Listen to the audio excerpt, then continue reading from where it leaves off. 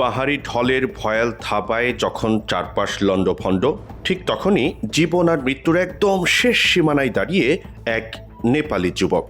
স্রোতের তীব্র টানে শরীর অবশ হয়ে আসছে, কাদামাটিতে আটকে নিঃশ্বাস বন্ধ হওয়ার জোগাড়, চারপাশ ঘিরে ধরেছে তীব্র ভয় আর বিশৃঙ্খলা। ঠিক সেই সময়, ঠিক সেই চরম মুহূর্তে ঘটে এক অলৌকিক ঘটনা।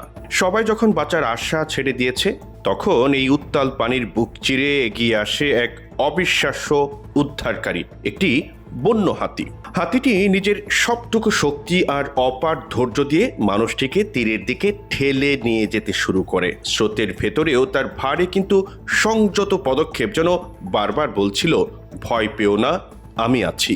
অবশেষে অমানসিক চেষ্টায় বন্য হাতিটি মানুষটিকে ঢলের ভেতর থেকে টেনে তুলে আনে নিরাপদ তীরে। এটি শুধু কোনো সাধারণ উদ্ধার নয়, এটি ছিল বুদ্ধিমত্তা, সহমর্মিতা আর প্রকৃতির অসাধারণ এক ভালোবাসার নজির। এই দৃশ্য আমাদের মনে করিয়ে দেয় যে মানুষ আর বন্য প্রাণীর সম্পর্ক শুধু দূরত্বের নয়, প্রয়োজনে তা জীবন বাঁচানোর সবচেয়ে বড় আশ্রয় হতে পারে। Raunak Hasan, Vision 24 news, Dhaka.